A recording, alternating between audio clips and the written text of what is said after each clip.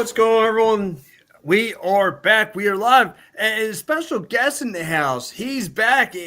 My man, Euro Paul's back in the house. Paul, what's up, buddy? Hey man, how you doing? Hey, listen, thanks for joining me. Listen, not the way I really wanted to bring you in here Yeah. because I want to talk about some positive things, but listen, you're back. Sam Harrison's back. I don't know mentally he's back, but he was back. James Drysdale was back in the lineup. But Paul, I'm going to go right off the bat. I mean, the Flyers let's get right into it. This game was back and forth. Not much going on in the first period, but second period and third period where all the action was. Second period was where all the scoring was. The Flyers. Travis Connecting gets rejected from an interference call, and then Morgan Frost drops the ball. He misses a pass that led to an turnover that Utah takes full advantage of and scores a goal. I mean, so Paul, what did you see out there? Actually, I'm the first time we're seeing Utah, and I'm kind of a little bit impressed by them. Like they have two young guys, Cooley and Gunther, that looked really good. And then the goaltender Stauber, did pretty well as well. So I'm kind of impressed with them. They're around 500 for a startup team. So, but they outchecked us. Like we had no room on the ice whatsoever. Like we tried to do something and they meet us at the line. It was so hard to get the puck deep into their zone and get any kind of offensive rhythm. They took that away from us. And then again, stupid plays, right? Connecting. He's no reason why. I mean, you are a veteran player. No reason why you should know on the ice where the blue line is, and you actually interfere. He wasn't pushed into him. He actually, I agree with the call because he messed up with the goaltender, and that's a goal taken away from Drysdale. Same mistakes, and then the Frost mistake. We're trying to tie the game, and he just left the puck there, walked in. I think Harrison played okay, but you can't really blame him for most of those goals, right? The first one was tipped, right? Actually, no, not tipped, but off of Risto's skate. You can't do anything about that. Most of the goals was not his fault. So, defense and all, bailed on him on those. So I can't agree with that. But Drysdale looked good to me too. But only if he can stay healthy, though, man. He's been injured his whole career. He comes here, he's injured and missed a lot of seasons. So if he can stay healthy, he's a good defenseman. But dude, I'm just pray that he can, be actually on the ice because he's always injured. Yeah, but, there's some positives, yes, but overall, man.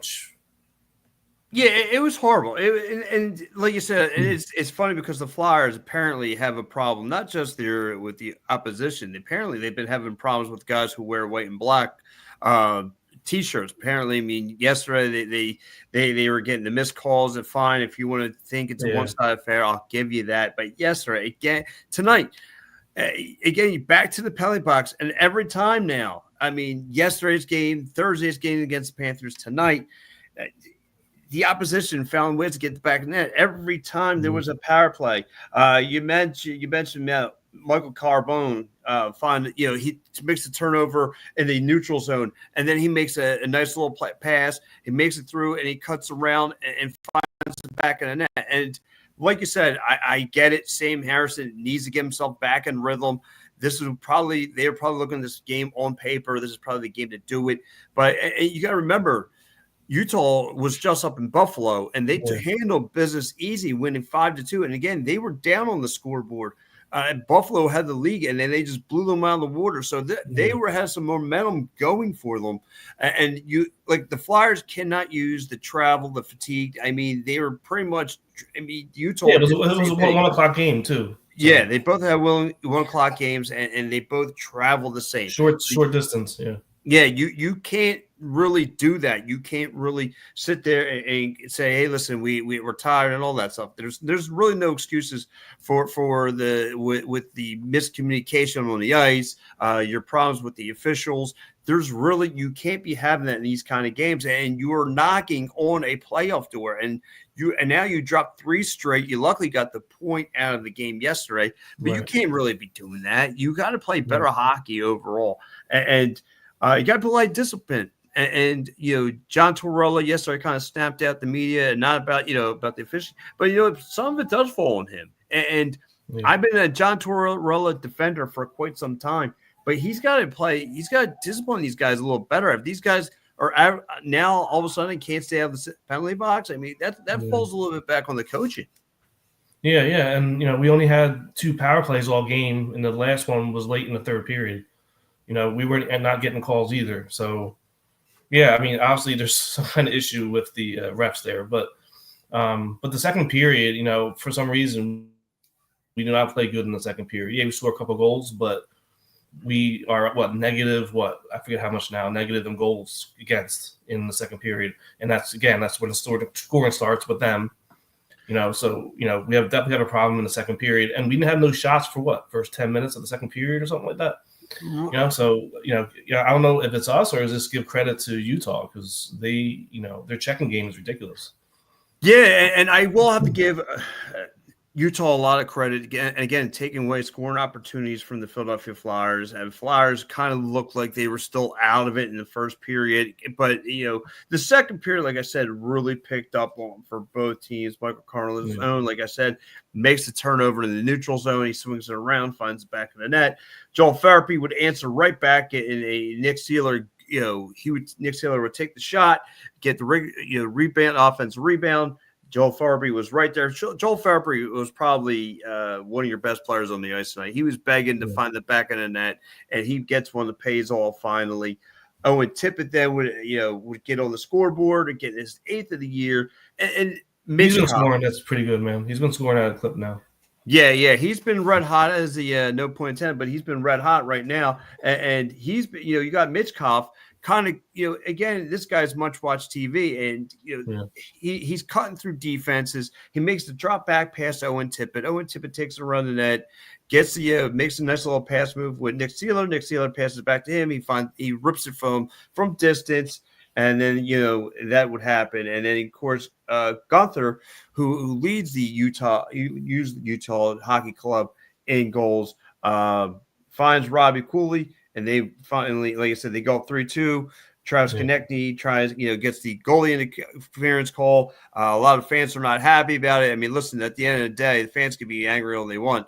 But the Flyers, they screwed up tonight. That was clearly an interference call, man. Like, no doubt about it. Like, I wasn't arguing with them. Like, because they showed the review over the top, and you can see clearly he's messing with his stick, and so definitely fans are upset. You're upset getting overturned, but that's definitely was the right call though in that one. Yeah, absolutely. And again, and then of course the would put the nail in the coffin. Morgan Frost give himself frostbite, and why he misses picking up the puck, and it's a complete turnaround. And like I said, Utah just puts a nail in the door, shuts it down. Again, a lot to learn here. So, again, if I had to give a player of the game, I'm probably going to go Joel Farabee. Joel Farabee played a lot. Like I said, great today. He was trying to find the back of the net, really trying to be a spark plug, really trying to get things going here for the Philadelphia Flyers. What can you tell me more about Joel Farabee tonight there, Paul? Yeah, I mean, he's stepping up, he's eager for the puck. He makes good plays. He's there at the right time. He's definitely a player that's trending in the right direction, I think, and he's getting stronger as the season goes along. So I have confidence in him going forward. Not so much Frost though, man. I don't know. No, it's a shame. Morgan Frost has been one of the guys I'm trying to pull for, along with that young core, Mitchkov and Cam York and all those guys. I thought it was going to be sustainable, but when you make boneheaded plays, now you understand why John Tortorella has them in the doghouse. I'd imagine he's not going to see ice time. I don't know if I'll make the road trip even to go out to Columbus come Tuesday. But like it was terrible, and this team needs to play better. A bonehead mistakes like this, it only came back to hurt this team. But Sam Harrison, nail on the coffin, man. We're trying to get that equalizer, and then you can see like the Flyers that deflated after that, like in their faces, and you see how Michkov got in that scrum at the end, got tossed. So he was. So he's like, we're not going to win this game. I'm going to Yeah, But, it might as well, and you can see it. Like that kid is a competitor. That kid hates to lose. He wants to get in there. He's he's everything you want in a future player, and he's got it written over his face. And one thing this kid doesn't want to do is lose, and you can't be playing like that. And like I said, this is not what he signed up for. Again, now the Flyers lose 4-2, dropping their third game in a row. But Paul, before I go any further, let me go around the NHL because there was, like I said, a lot of action as far as NHL. It's actually for today, but like I said, Flyers lose. I'll start right there. Flyers lose pretty bad 4-2. Yeah, stinks. That absolutely sucks today. So again, we got. Let's start here. The Devils actually lose at home. Lose to the Avalanche. Avalanche win 4-0 out there in Jersey. Huge. Avalanche need to come back, and that kind of slows down things for the Devils. The Blue Jackets, who have been sitting at the bottom of the Eastern Conference, get a win. We played them next too. Yeah, we got again. Tuesday. Now they beat the Jets. They beat the Jets, and now they get themselves a little momentum coming back home on Tuesday. Long road trip, but they'll be waiting for the Philadelphia Flyers. Flyers really need to get together. The Islanders take a 4-2 win over the Senators. You have Tampa now getting their second win in a row, taking care of Canucks. You have the Rangers losing at home to the Kraken 7-5. And, of course, you have the game of the night, game of the slate, the Calgary Flames losing right now at the top in the middle of the third to the Dallas Stars 4-2. And again, that's your scoreboard of the night. I got to get into player of the game. I say Joel Farabeen's mine. Who do you have there, Paul? It's not really hard, not much to choose from. I know. I like the way Drysdale played tonight. He played with a lot of energy, was in the mix of everything, should have that goal that was taken away. I think real spark plug. He's driving to the net. I think he started right out from the go, like, a lot of energy, even though he didn't get that goal, but I think he played really well. Welcome sight back for the defense.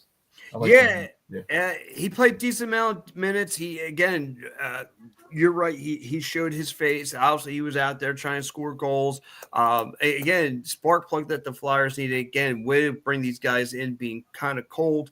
I was hoping to see Vanotov in the net, but got Sam Harrison. It kind of, you have to get his feet wet tonight. I understand the move. Why John Tortorella made it. He's fresh. He should have fresh legs, and he's going to give you something tonight. But instead, it did not go in the Flyers' favor. Right. But yeah, Joel Farabee, James Drysdale, I like the pick. Owen Tippett gets his 8th goal of the year. It's been coming on red hot. I like all that stuff. Let's get into grades of the game here. I'm going to have to give the Flyers a D tonight. I mean, you start out kind of hot, but again, if your problems having with the officials are not good, and this is what I have to give it a D across the board. Paul, what's the grade you give this Flyers team? I like C too. I don't want to give them a D. Okay. I don't want to give them a D, but they played okay, but a lot of still mistakes. Borderline C, borderline D. This mistakes are still continuing. 2 huge mistakes. I told you it was the Konechny issue in the net, and then that bad turnover by Frost. Making stupid mistakes, and they're paying for it. So, a borderline D for me. And they gotta stop the mistakes. Then these are not rookies; these are veteran players, especially Konechny, making stupid plays that cost us the game. Florida, and now this game. Borderline D for me, dude, because and didn't get outshot too. Yeah, that's the thing. We're had like 20 shots, I think, 23 shots, whatever. Yeah, we're getting outplayed all night. And again, they kind of made things mattered in the third period when Travis Konechny got called for the interference. This is when I saw a little bit of a fight out of this team, and that would be about it, because I didn't see much out of this team in the first period, and I kind of, like I said, I expected the growing pains. I kind of expected the sluggish start. But, I mean, to the point I can't really say I can't come with excuses for them because everything that the Flyers and the Utah did the same. They're coming from Buffalo. The only difference is they had a huge win yesterday compared to the Philadelphia Flyers getting a W against the Boston Bruins. And I thought there would be a little bit more of a spark, a little bit more of a satisfactory win from the Philadelphia Flyers. And however, that wasn't the case at all. So now the Flyers kind of drop in the city, cop in the rings, and that would hurt. That's going to hurt them. Yeah, definitely. They got to pick it up, man, because you don't want to fall too far. If you're trying to push for a playoff spot, you don't want to fall too far behind in this conference because, you like I said before, you can have a winning record and still not make the playoffs because Eastern Conference is really stacked with teams. So you want to fall too far behind because it's going hard to make that up. Yeah, and you're right. I mean, because the East is still kind of open. But again, you were right there in the thick of things with the New York Rangers. I mean, when you beat the Rangers on last Friday, I mean, you were right there. You were in the 6th seed, and now you take the Flyers kind of take a step back, and now like I said, them having issues with the officials, and it's not things are not panning well. They're not playing disciplined hockey. They got to play better. And now I kind of asked a question. I'm going to ask you, Paul. I mean, the trade deadline is not coming out until February, but do you have 3 goaltenders? Do you think you should sign one off to come up with a trade? Yeah, but who? Right. I need it. I think I still need to see more from them. Even Erickson too. I know. He was rookie last year, right? So this is his second year. I want to see more out of him too. Who knows what the answer is right now with them? But I need to see more. Koslov made some great saves in the last game. Fedotov's been playing well, although he got pulled. Right? Didn't he get pulled? Yeah. So I need to see more. But also they have another another Russian goaltender in the minors too. So he's supposed to be really good. So, eventually they're going to have to trade one of these guys off or two. But I think it's too early right now to decide that, I think. Yeah, I don't know if a major need is going to be a defenseman or a forward. I mean, to me, you can never – I mean, I think the defense is okay, but I think this team can never get hurt by loading up on some offense. And then, like I said, that's just play devil's advocate. So the Flyers, like I said, still have 28 points. They are 12-12 on the season. Just a 500 level. Again, now you're under the New York Islanders. This team was on the cusp of something. This team was right there, and they kind of fell short. So, Paul, I want to get your final thoughts on this game. Daddy.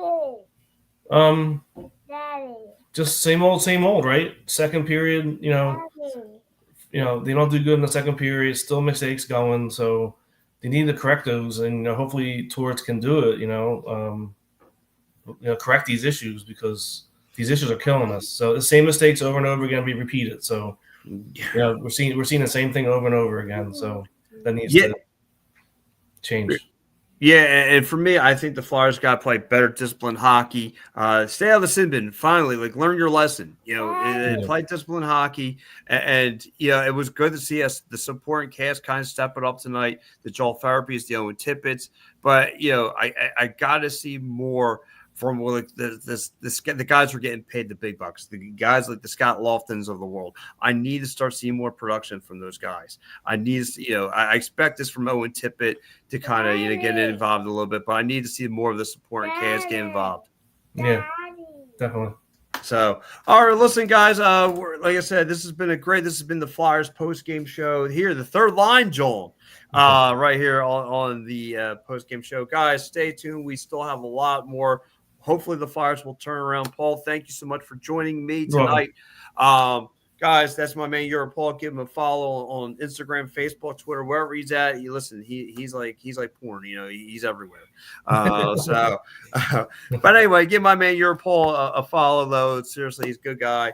And listen, stay tuned. Maybe Paul will be back. Hopefully, we'll keep him around. They keep us. We got Tuesday's game, right? Well, we got Tuesday's game coming up. We have Thursday's game coming up. We got there's a lot of hockey action. You know what I mean? So stay tuned.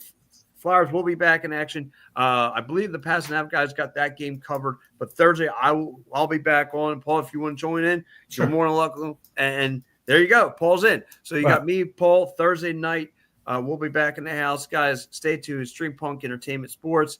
Now we just happen to have a Pittsburgh Steelers show to join the network. I don't know what's up there, but good guys all across the bridge. But anyway, guys, tons of action here. Thank you so much. Pat Bernard, you're Paul. We're out. See you.